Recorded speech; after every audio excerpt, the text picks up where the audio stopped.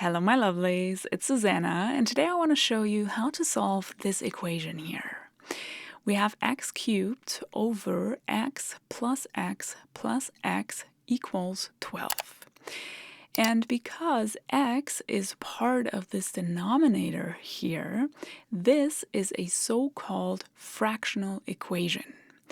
And before solving fractional equations, it's always a good thing to take a look at the domain first, because the domain tells us which numbers are allowed to be inserted into our x and which numbers could cause some issues.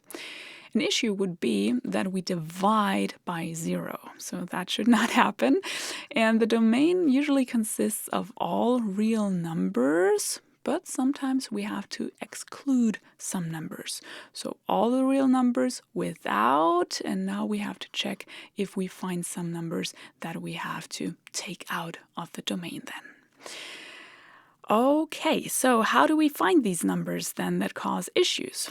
Well, we just said we don't want to divide by 0, so we just take the entire denominator, the x plus x plus x, which simplifies to 3x, so I write 3x immediately. So we take the denominator and set it equal to 0. We want to know, when is the denominator going to be equal to 0? When would we divide by 0? Okay, so let's solve this equation now for x. Let's get rid of the 3 here by dividing both sides of the equation by 3, so that this cancels out and only x is left, and 0 over 3 equals 0. So if x is equal to 0, then we would divide by 0 here. So we have to take the 0 and write it in here so that we say the domain are all real numbers, but not the 0.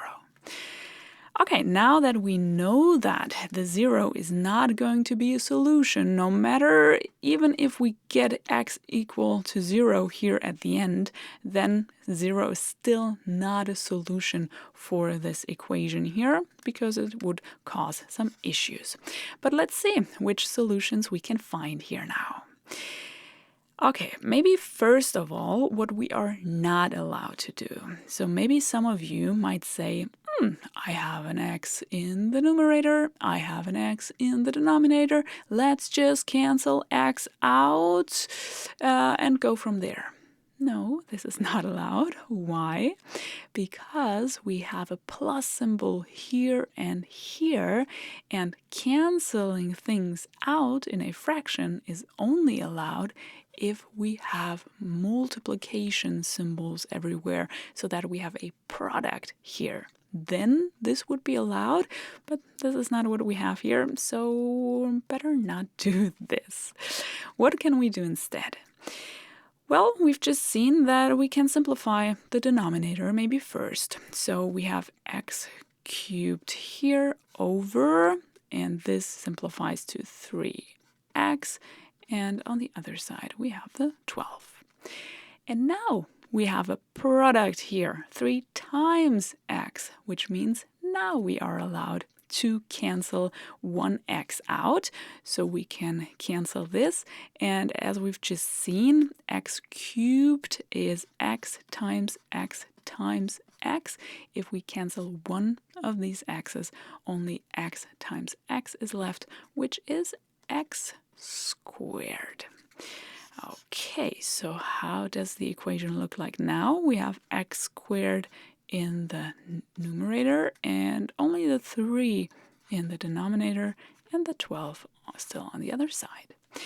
To solve for x, let's get rid of the 3 here by multiplying both sides of the equation by 3, so that this cancels out.